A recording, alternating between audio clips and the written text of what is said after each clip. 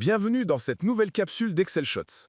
Aujourd'hui, nous allons découvrir les fonctions intégrées d'Excel qui vous permettront de prendre des décisions logiques, compter ou filtrer vos données, manipuler du texte, travailler avec les dates. Pour cela, nous allons utiliser un tableau simple mais complet représentant les employés d'une entreprise. Ce tableau nous permettra de mettre en pratique toutes les fonctions que nous allons apprendre.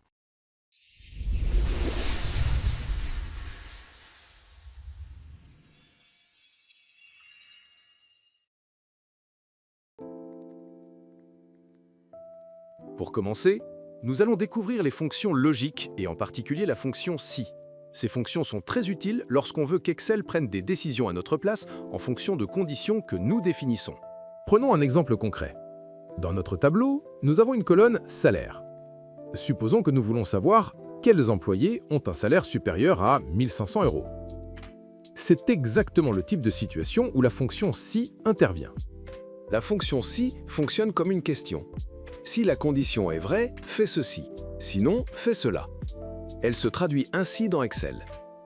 Égale si, condition à tester, la valeur à renvoyer si la condition est vraie, la valeur à renvoyer si la condition est faux. Voici comment cela s'applique à notre exemple. Dans la colonne catégorie salaire, nous voulons indiquer que tout employé ayant un salaire supérieur à 1 500 € a un salaire élevé, et sinon un salaire moyen.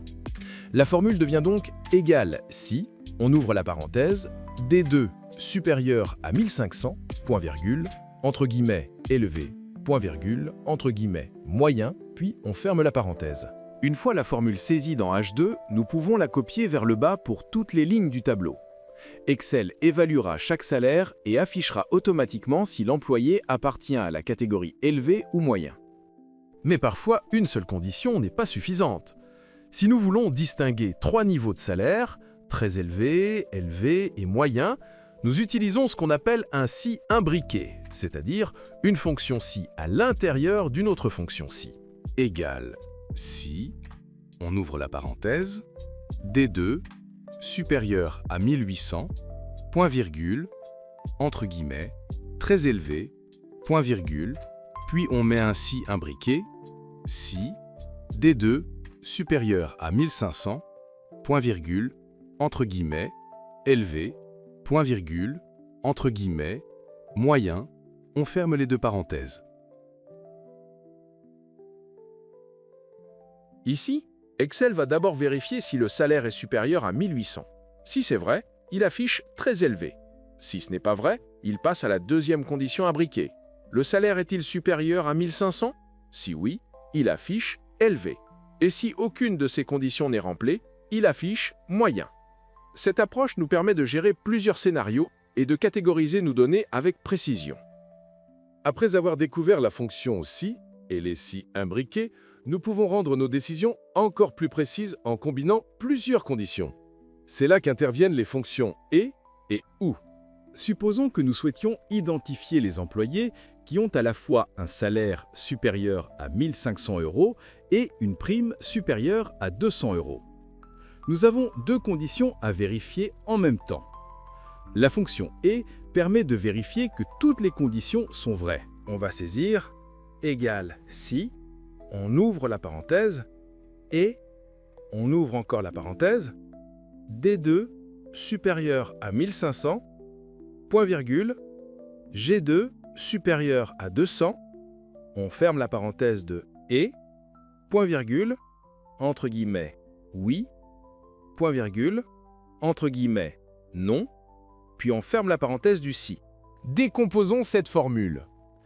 Et D2 supérieur à 1500 et G2 supérieur à 200 vérifie que le salaire en D2 est supérieur à 1500 et que la prime en G2 est supérieure à 200. Oui, le texte renvoyé si les deux conditions sont remplies. Non, renvoie le texte si une des conditions ou les deux ne sont pas remplies. Ainsi, Excel va examiner chaque ligne. Si l'employé a un salaire supérieur à 1500 et une prime supérieure à 200, la cellule affichera oui. Sinon, elle affichera non. Maintenant, imaginons que nous voulons identifier les employés qui remplissent au moins une des deux conditions.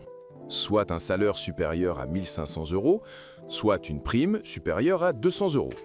Dans ce cas, nous utilisons la fonction « ou » qui renvoie vrai si au moins une condition est vraie. La formule devient égale si, on ouvre la parenthèse, ou, on ouvre encore la parenthèse, D2 supérieur à 1500, point virgule, G2 supérieur à 200, on ferme la parenthèse de ou, point virgule, entre guillemets, oui, point virgule, entre guillemets, non, puis on ferme la parenthèse du si. Ici, Excel renverra oui si le salaire est supérieur à 1500, si la prime est supérieure à 200 ou si les deux conditions sont remplies. Excel renverra non seulement si aucune des conditions n'est remplie. En résumé, avec si imbriqué, et ou, Excel devient un assistant intelligent qui catégorise nos données et nous permet d'identifier rapidement des situations spécifiques dans notre tableau. Maintenant, intéressons-nous aux fonctions de comptage. Et là, il faut bien comprendre la différence entre deux fonctions qui se ressemblent, mais qui ne font pas du tout la même chose. NB et NB-val. La fonction NB-compte compte uniquement les cellules qui contiennent des nombres.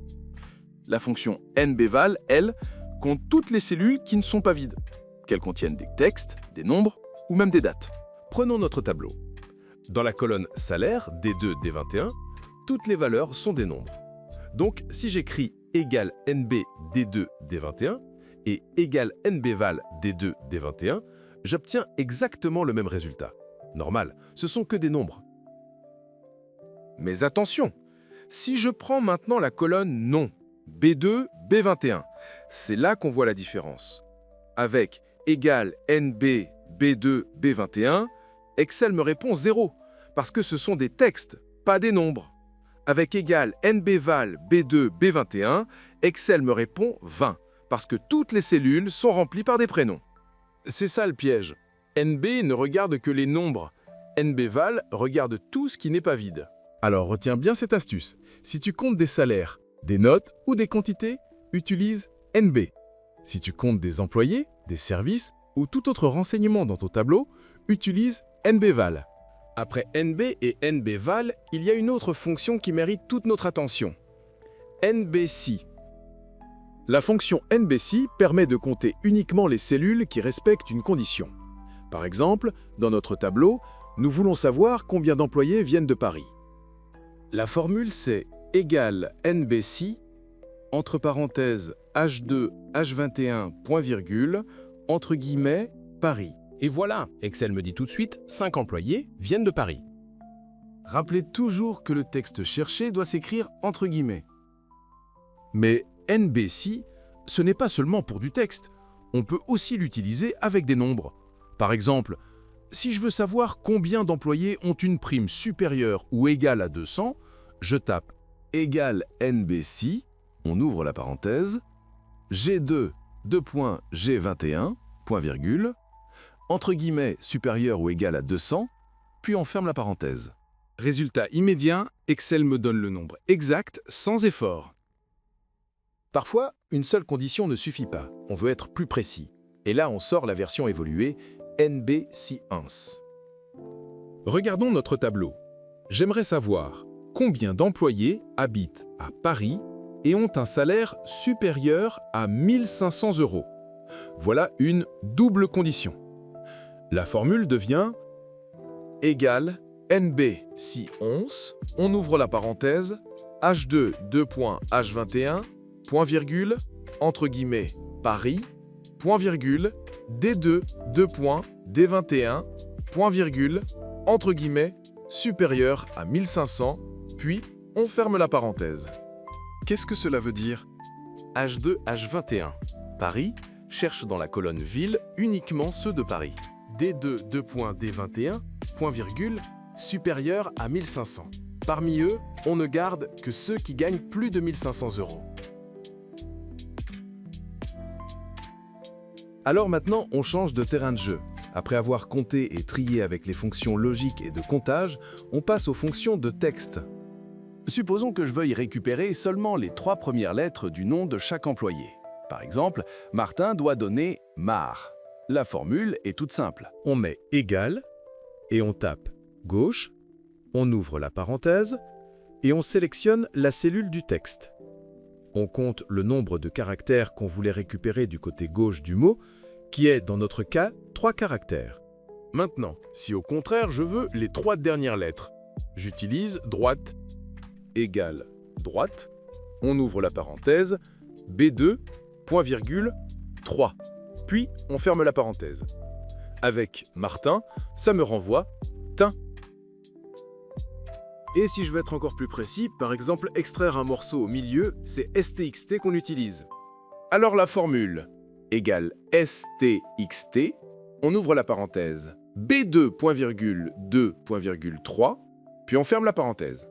Ici, Excel part de la deuxième lettre et prend 3 caractères. Donc Martin devient Art. Mais on ne fait pas que découper. On peut aussi assembler des mots.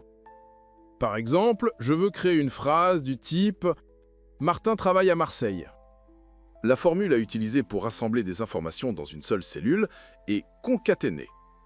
La formule avec concaténer est égale concaténer, on ouvre la parenthèse, B2, point virgule, entre guillemets, habite A, point virgule, H2. Puis on ferme la parenthèse. Résultat, si le nom est Martin et la ville est Marseille, Excel écrit automatiquement « Martin habite à Marseille ». Maintenant, on va utiliser 3 fonctions pour mettre vos textes en forme. Égale majuscule B2 transforme Martin en Martin tout en majuscule. Ou bien égale minuscule B2 transforme Martin en Martin tout en minuscule. Sinon, égale nom propre B2, mais la première lettre en majuscule et le reste en minuscule.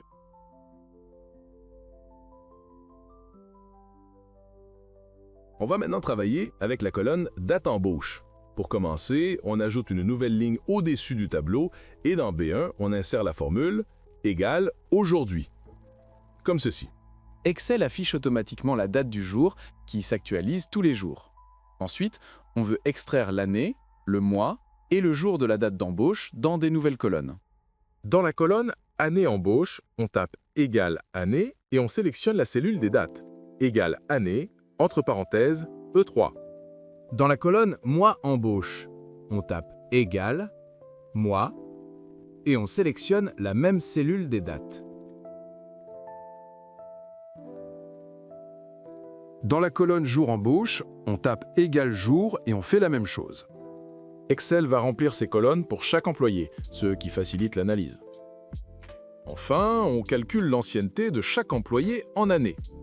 On crée une nouvelle colonne « Ancienneté » et on utilise égale date diff, on ouvre la parenthèse E3, point virgule, B1 figé, point virgule, Y entre guillemets pour dire hier, et on ferme la parenthèse. Excel calcule automatiquement le nombre d'années entre la date d'embauche et aujourd'hui pour chaque ligne. On peut même ajouter le mot « en » après chaque nombre. La formule devient on ajoute à notre formule « end », entre guillemets on tape « espace » et « en » et on valide par entrée. Avec ces étapes simples, on peut suivre très rapidement la durée d'ancienneté de tous nos employés. Voilà, nous avons terminé cette capsule sur les fonctions intégrées d'Excel. J'espère que vous avez bien suivi et que vous vous sentez prêt à tester ces fonctions sur votre tableau. Si vous avez des questions ou des idées, laissez un commentaire juste en dessous. J'essaierai de vous répondre. N'oubliez pas de vous abonner à la chaîne et d'activer la cloche pour ne pas rater les prochaines capsules. See you!